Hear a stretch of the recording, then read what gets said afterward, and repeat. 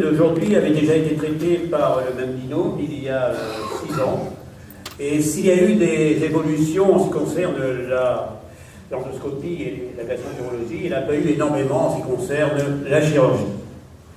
Quoi qu'il en soit, il y a toujours des complications de la coloscopie, et ces complications ont peut-être augmenté d'ailleurs avec la coloscopie interventionnelle.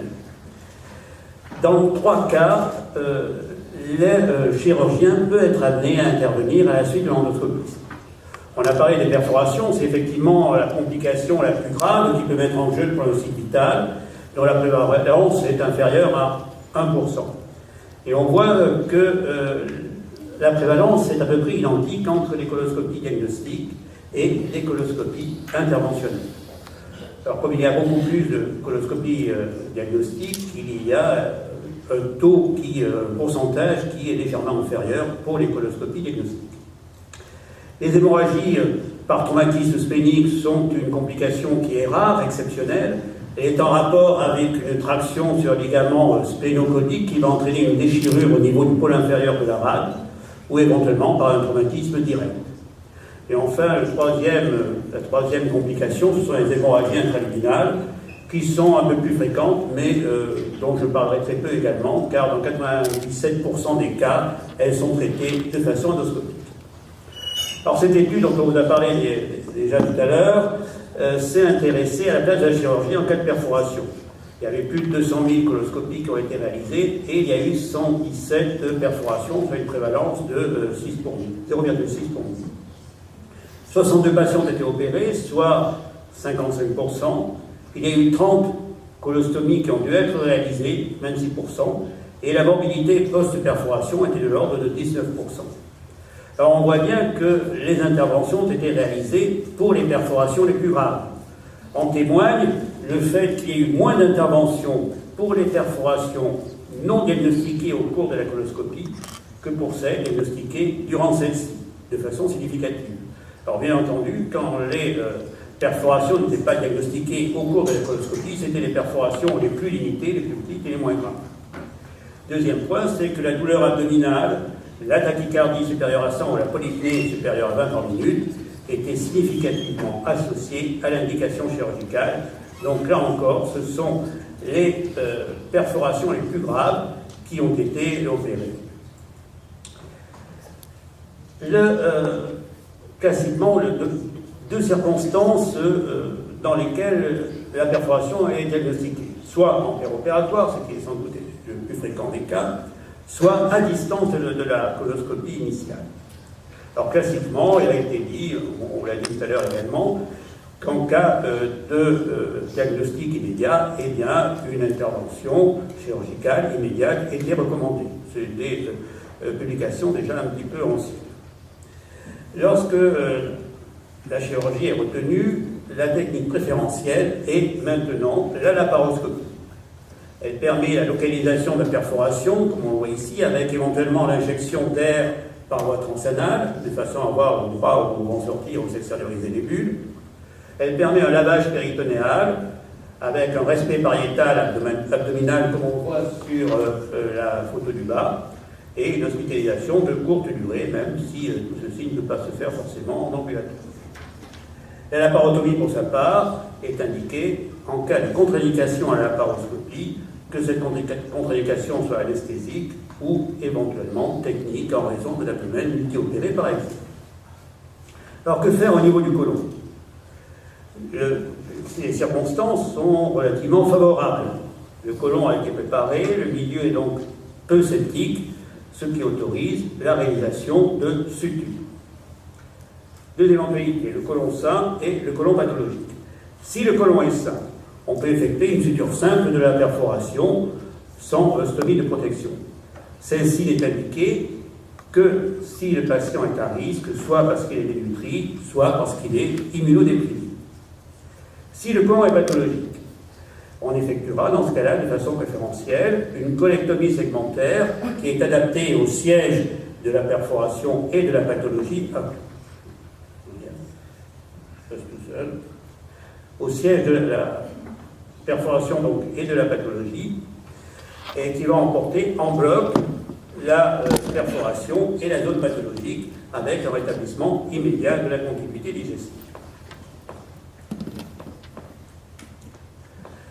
Mais la chirurgie n'est pas la seule éventualité, la seule indication lors de la découverte d'une perforation.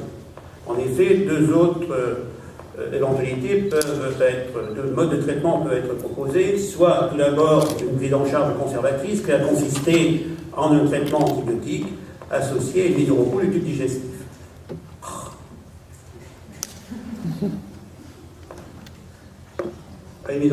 Un repos du tube digestif. Donc une étude qui a été publiée cette année étudiait ce problème. 16 patients sur 43 ont bénéficié d'un traitement conservateur et 27 d'un traitement chirurgical d'emblée. Il existait une différence significative en montrant que le traitement chirurgical était plus souvent utilisé lorsque la coloscopie, lorsque le diagnostic était effectué immédiatement, moins de 24 heures après la coloscopie initiale, et également lorsqu'il s'agissait d'une coloscopie diagnostique. En cas de traitement conservateur, il y a eu 5 échecs qui ont dû être donc opérés secondairement. Dans cette série, il y a eu 4 décès, ce qui est relativement important, dont 2 après coloscopie diagnostique, ce qui bien entendu est particulièrement dramatique. La seule variable prédictive de mauvais pronostic était le score ASA, et c'est la seule variable qui a été identifiée donc, dans cette série. La deuxième possibilité dont on vous a parlé tout à l'heure, c'est l'utilisation de clips pour suturer donc, la perforation en péropératoire. Une étude coréenne regroupait 32 tentatives de réparation par clip. Il y a eu 3 échecs de mise en place, ce qui représente 9%, et dans 22 cas, le traitement était uniquement médical. Mais avec des suites qui n'étaient pas toujours favorables, puisque au cours de 5 séjours ont duré plus de 2 semaines, et il y a eu 3 abcès intra-abdominaux. 7 patients ont dû être opérés, et ce, malgré les clips. 4 dans les 24 heures, où il a été effectué des sutures par laparoscopie avec une durée de séjour inférieure à 1 semaine, et 3 patients qui étaient opérés au-delà de 48 heures. Et là, la chirurgie a été beaucoup plus importante, beaucoup plus lourde, avec une laparotomie, une résection conique et une stomie, avec une durée de séjour qui était d'ordre de 55 jours. Donc la conclusion qu'on peut tirer, c'est que le traitement chirurgical, lorsqu'il a été nécessaire, doit être effectué dans les 24 premières heures.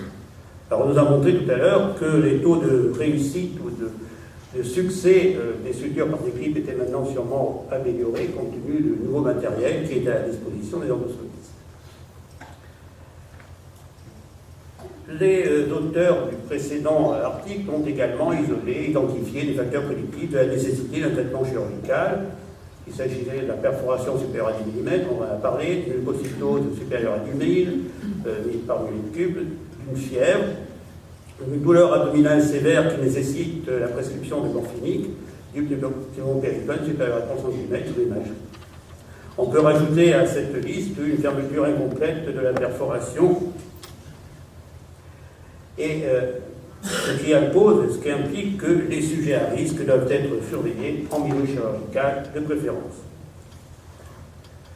Lorsque la prise en charge que le chirurgien est appelé secondairement, plus de 24 heures après la perforation, après la coloscopie, devant des signes cliniques qui peuvent être une douleur abdominale, une fièvre, une tachycardie, un pneumoperitoine, tous ces signes un peu suspects, les circonstances sont totalement différentes. On va intervenir dans un milieu qui est devenu septique, avec une péritonite qui est soit localisée, soit généralisée, et qui peut entraîner un retentissement, soit local, soit général.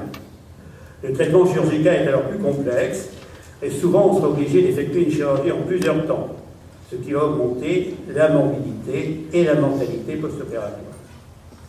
Sur le plan conique, eh bien, si le côlon est sain, on va dans ces cas-là être amené à extérioriser la perforation en stomie si possible, si le siège de la perforation le permet, ou effectuer dans certains cas une suture simple, mais qui devra être protégée par une colostomie d'amont. Si le côlon est pathologique, on effectuera une résection de la zone pathologique et de la perforation sans rétablissement de la continuité compte tenu du milieu septique, en réalisant donc dans ces cas-là une intervention de Hartmann.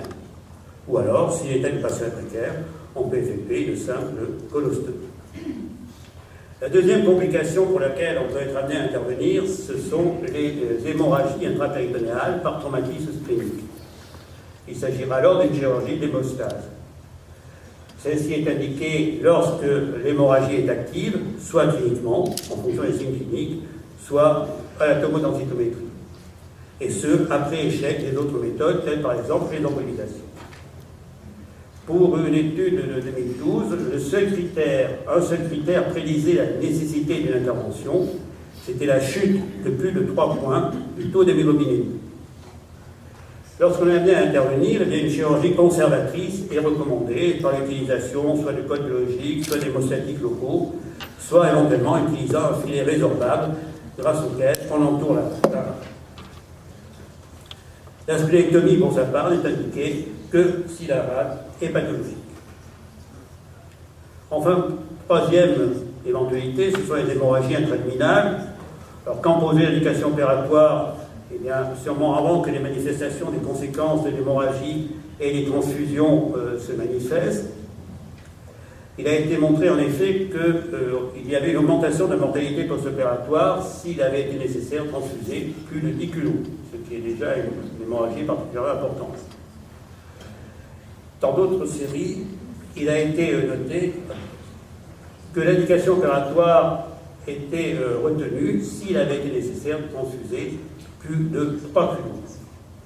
La laparoscopie est possible si l'hémodynamique est stable, et on peut réaliser dans ces cas-là une colectomie segmentaire, après localisation bien entendu du siège de la zone hémorragique, mais souvent il y a des clips qui ont été mis en place et on peut ainsi identifier au mieux cette zone. Donc en conclusion, quelle est la place de la chirurgie en 2018, tout d'abord, c'est une prise en charge qui sera pluridisciplinaire, on l'a déjà dit tout à l'heure, on en a parlé. En cas de perforation, plus de la moitié des patients nécessitent une intervention qui précocement est réalisable par la laparoscopie dans de bonnes conditions et qui permet un traitement efficace et peu invasif. Les interventions différées de plus de 24 heures ont une morbidité et un risque de stomie plus élevé. En cas de traumatisme splénique, l'hémostase chirurgicale est rarement indiquée, elle est préférentiellement conservatrice. Enfin, en cas d'hémorragie intraluminale, la chirurgie est exceptionnelle, donc moins de 3% des cas. Dans tous les cas, ce qu'il faut retenir, c'est que l'intervention chirurgicale précoce, dès l'apparition des signes évocateurs de gravité ou d'inefficacité des autres techniques, permet de réduire les conséquences de la complication. Et comme le disait ce matin Laurent Palazzo, les patients qui relèvent d'une indication chirurgicale doivent être opérés. Je vous remercie.